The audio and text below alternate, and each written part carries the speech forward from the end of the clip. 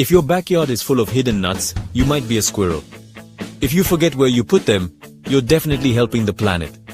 Squirrels spend all autumn burying thousands of nuts to snack on in winter. But here's the twist.